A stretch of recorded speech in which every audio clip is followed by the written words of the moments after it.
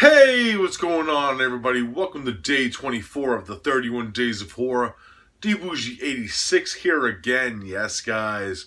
Now, the film I got for you guys today is a film from 2015, and it's directed by Richard Griffin, and it goes by the title of Flesh for the Inferno. Yes.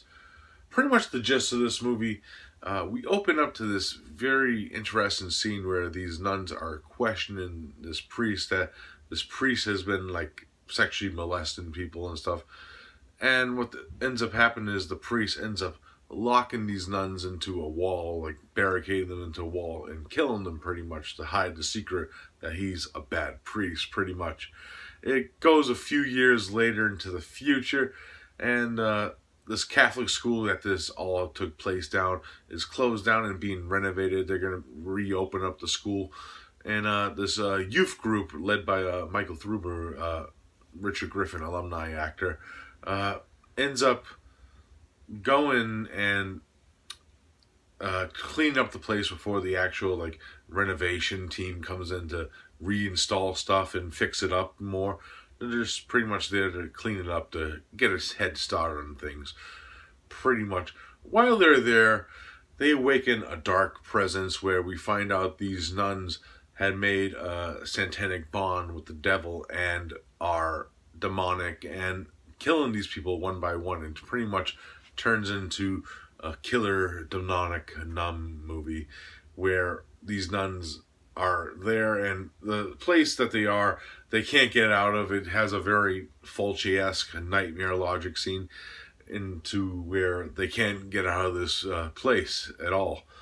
So that's pretty much the gist of the plot. It's probably these group of people trying to survive while they're being picked off by these nuns one by one. Now, my thoughts on the film. Super fun film by Richard Griffin. You know, he's one of my favorite indie directors, and he does what he can with like the budgets that he has with these films.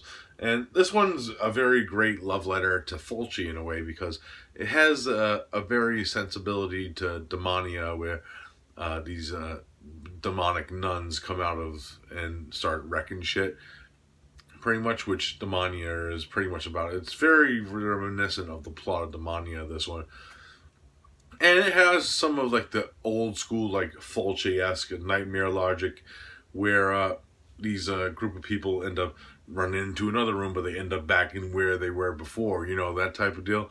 That's the type of nightmare logic that's in these movies that I love, and it's done very well, and it's very well shot. It was for like the budget and where they shot this film. I didn't know how they did certain scenes where Michael Thruber's like running through and like to go somewhere else, but he ends up back in the same spot. I'm not sure how those scenes were actually done. You know what I mean? I had to watch, listen to the commentaries to find out certain aspects of the filmmaking style. But overall, the gore is great. You know, it's not really mind-numbingly like gore-tastic, but there is a lot of good gore in this movie that keeps it. And I like the characters. I like Kat. She's who's played by Anna Rizzo in the film. She does pretty good in her role. You know, it's not going to be mind-blowing if you've seen like a Richard Griffin film before. It has like a good heart, and you could tell that the people that were making it had fun. And you know, that's all that I love about these type of movies by Richard Griffin. You could tell that everyone has fun while making them. You know what I mean?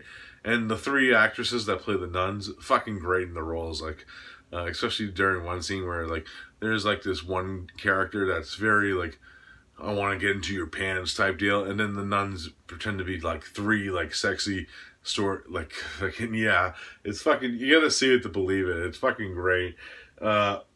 You know, it runs at a certain place, but I do feel like the ending of this movie kind of felt rushed. You know what I mean?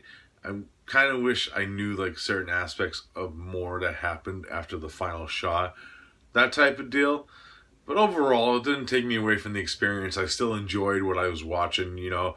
That was just a little minor gripe I did have with this movie, is I wish it had a little bit of a longer ending, which you don't really say with like a lot of the horror movies, especially the ones of this fashion. but I did kind of want a little bit more. That's all. It didn't hurt the film's enjoyment for me. It just kind of like, okay, it's over now. You know what I mean? It's that type of deal. But overall, I really enjoyed this. If I had to rate it, I'm going to give it a solid 7 out of 10. It's a really fun film, and if you like Fulci and Richard Griffin, it's definitely one that you have to check out.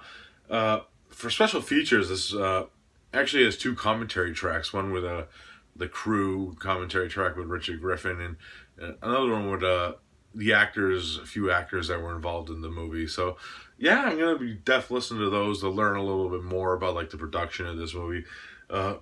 Really fun movie. So 7 out of 10 for Flesh of the Inferno. Check it out. All right, guys, that's it for this review. I'll be back tomorrow with another one as usual. I'll see you then. Peace out.